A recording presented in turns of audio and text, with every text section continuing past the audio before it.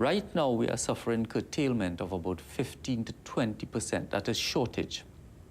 That's available based on contracted arrangements and so on. And that is what is causing the problem. Now, it's a yin-yang situation, because when we talk about the economy, we don't talk about one-year situations. We're talking about looking out into the medium term.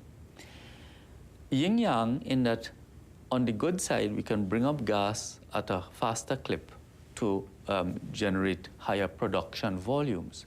But on the other side, we have a structural issue, which is that our reserves are falling.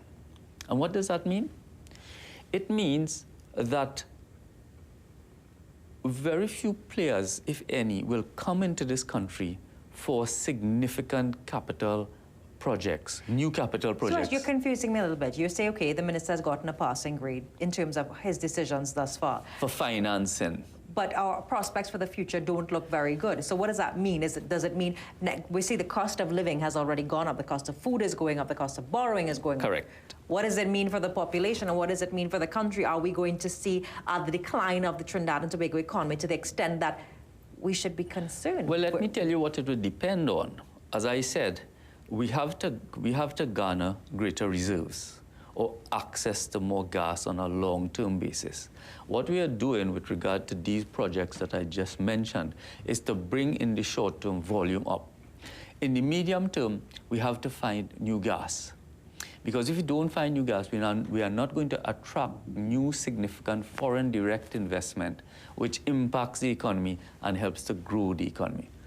On the positive side, the last administration was able to put out there some significant acreages for exploration.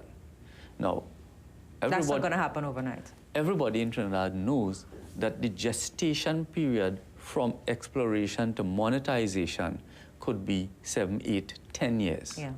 So that's what I'm saying. So what's going to happen in the next 7 to 10 years? That is what I'm saying about the yin-yang of the situation. We have to find new gas.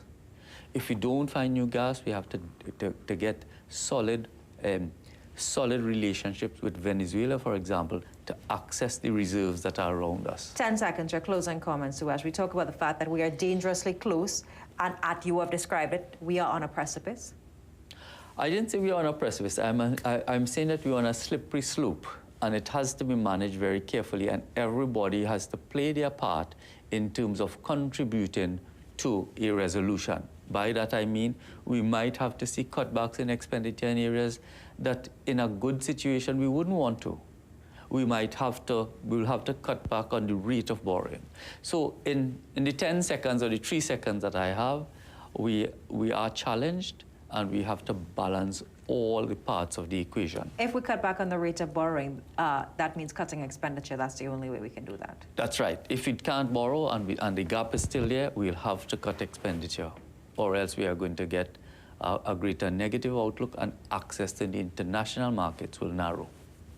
It's a balancing act and requires maturity on the part of the population to understand that the spoils that we enjoyed in the past, we can't enjoy at this time. We take a short break. When we come back, Maxi Cafe joins us via telephone.